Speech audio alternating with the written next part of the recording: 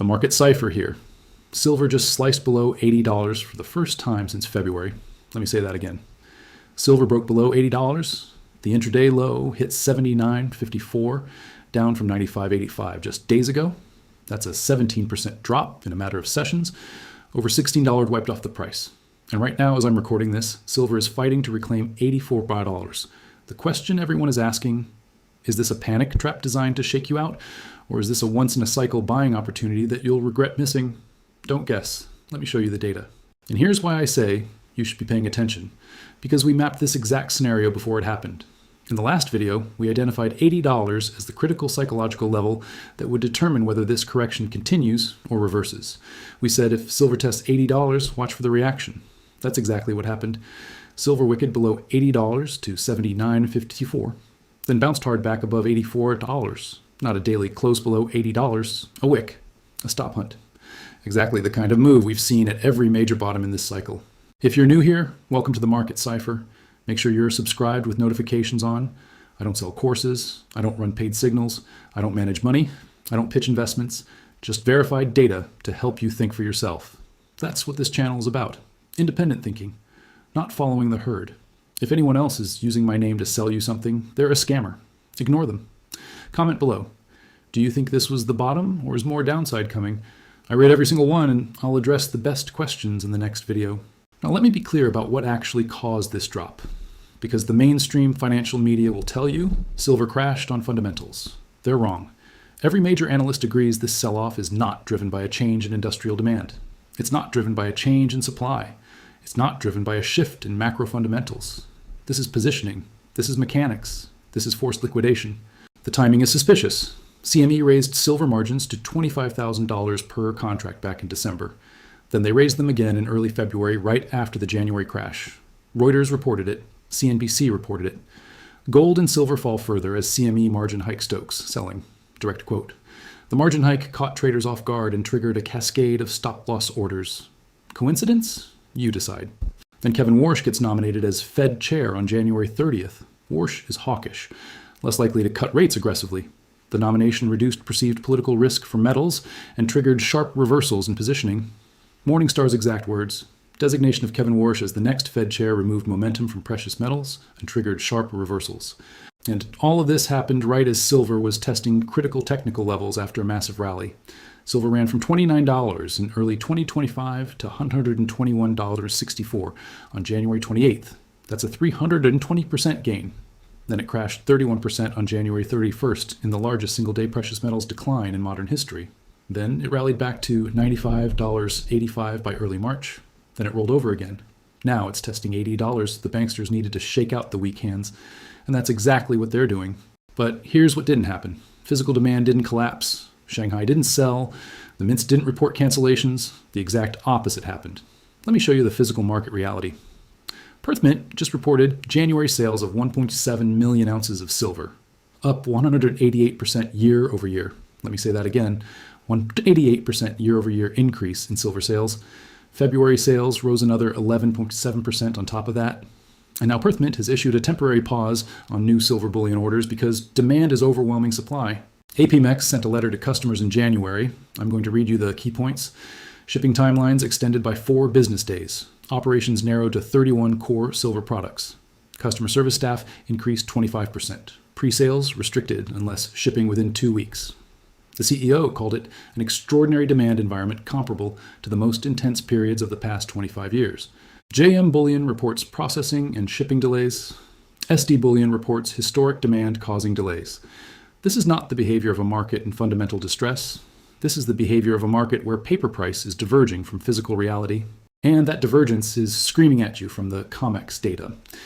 COMEX registered silver inventory stands at 81.7 million ounces, down 22.3 million ounces in 30 days. And that's a 20.7% drain in 1 month. Total vault outflow over 30 days is 56.6 million ounces. At current withdrawal rates, that's approximately 80 trading days of supply remaining. 4 months? Then what? The COMEX stress index sits at 81 out of 100, near its all-time high of 88. The coverage ratio is 14.4%. Historically, anything below 15% signals stress. It signals that paper claims cannot be fully backed by deliverable metal. Paper leverage stands at 6.9 times registered silver. There are 567 million paper ounces in open interest backed by only 81 million ounces of real metal. The paper market says silver is worth $80. The physical market says something very different.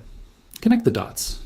Meanwhile, Shanghai silver is trading around $95 to $96, while COMEX shows $84. That's a $10 to $12 premium. During the January crash, that premium exploded to 29%, over $22 above COMEX. Physical buyers in China refused to sell at paper prices. They paid massive premiums to secure actual metal. Shanghai Futures Exchange, silver inventories have plunged to near 10-year lows. The arbitrage is so extreme that metal is being drained from Western vaults and shipped east. This is not speculation. This is documented. Every ounce the banksters push down on paper, the physical market absorbs and demands delivery. Now let me show you why the historical pattern supports this being a buying opportunity rather than the start of a larger crash. January 31st, crash. Silver dropped to $85 close after the worst single day since 1980. What happened next? It recovered to $90 plus within days. February 5th. Low, silver bottomed at $70.90. What happened next? It rallied to $82.50 by February 10th, a 16% gain in 5 days. February 12th crash, silver dropped to an intraday low of $74.58. What happened next? Bank of America documented a stunning 10% two-day rally back to $81.50. Every major dip since this bull run began in late 2025 has been followed by strong recovery. Each crash low has held above the previous crash low. The pattern is clear, weakness gets bought, physical demand absorbs every paper sell-off. The structural bull case remains intact, and the COT data supports this interpretation. The latest Commitments of Traders report shows large speculators still net long 338 contracts. They're not fleeing. Small speculators reduce longs by about 4,000 contracts, some retail capitulation. But here's the key. Commercial shorts declined by 5,696 contracts. The banksters are not pressing the short side aggressively. When commercials reduce shorts while price falls, that's historically a bullish setup. Total open interest declined by over 12,000 contracts. Position liquidation is occurring. The speculative froth is being washed out. This is exactly what happens near short-term bottoms. Wisdom Tree's Nitesh Shah put it perfectly. Quote, "The market may have flushed out a significant portion of speculative froth, potentially creating space for long-term strategic buyers to reallocate." That's the buying opportunity case in one sentence. But let me be honest about the short-term risks because balance matters. Silver is currently trading around $84. That's below the 50-day moving average at $85.43. Trading below your 50-day moving average is a bearish signal in the near term. If silver closes below $80 on a daily basis, not a wick, a close, the technical picture deteriorates significantly. Below $80, the next support is $77. Below that, $72, which aligns with the lower Bollinger Band. The ultimate floor is the 200-day moving average at $70.27. Silver is still 20% above that level. The long-term uptrend remains intact, but the near term is precarious. The RSI is hovering around 50, neutral, no clear directional bias. The MACD is flattening near the zero line. The ADX is trending lower near 18, suggesting weakening trend strength. We're in a range-bound decision zone. The market hasn't decided yet. If the dollar strengthens further, DXY is currently at 98.74, that would add pressure. If 10-year Treasury yields continue rising, currently at 4.16%, up from 3.97% less than 2 weeks ago, that creates headwinds for non-yielding assets like silver. If the Middle East conflict de-escalates rapidly and oil crashes, the safe haven bid evaporates. That's a real risk. You need to understand both sides. But here's why I think the probabilities favor this being a buying opportunity. First, the physical market is screaming strength. Perth Mint halted orders. APMEX is operating under historic strain. Shanghai premiums remain elevated. COMEX is draining at 20% per month. This is not a market with weak demand. This is a market where paper and physical have divorced, and physical always wins eventually. Second, every dip in this cycle has been bought aggressively. January 31st, February 5th, February 12th.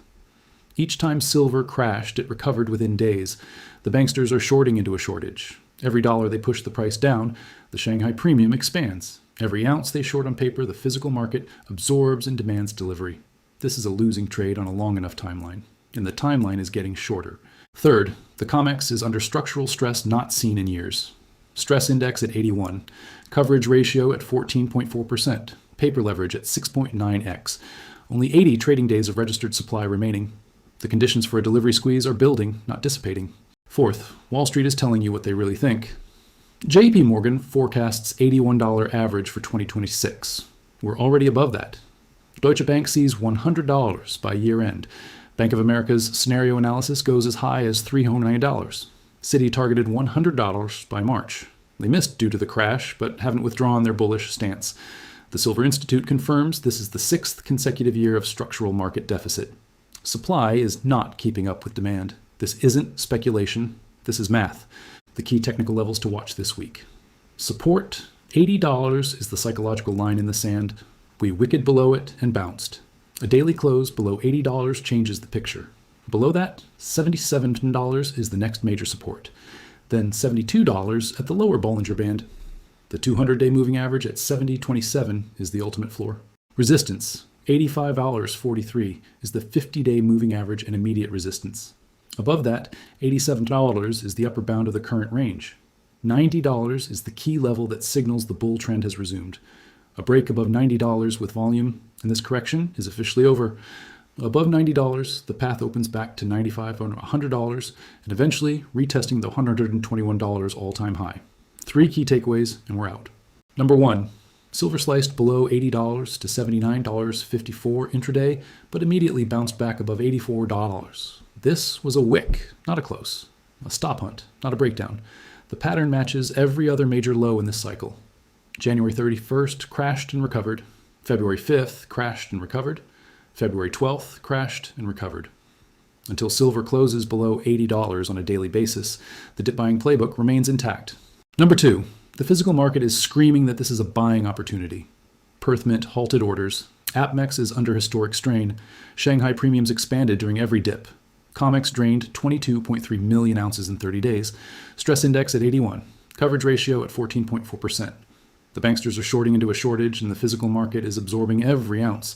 This is the same playbook, different decade, same outcome. Number 3, watch $80 as the critical line. A daily close below $80 would be technically significant and likely trigger renewed selling toward $77 and $72. A reclaim of the 50-day moving average at $85.43 would be the first sign the correction is ending.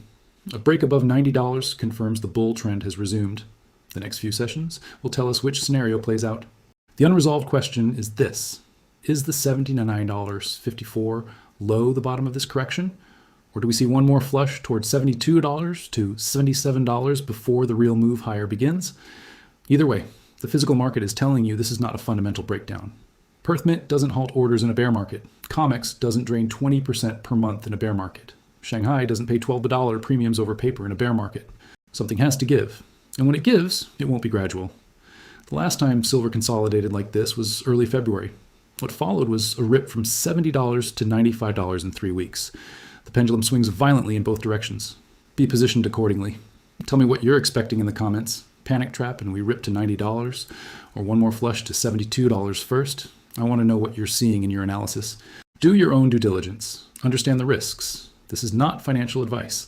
If this video added value, share it with one person who needs truth over noise, one person who's confused about whether to buy the dip or wait for lower, one person who needs data instead of guessing. That's how we grow this community, one informed mind at a time. Invest with logic, not hype.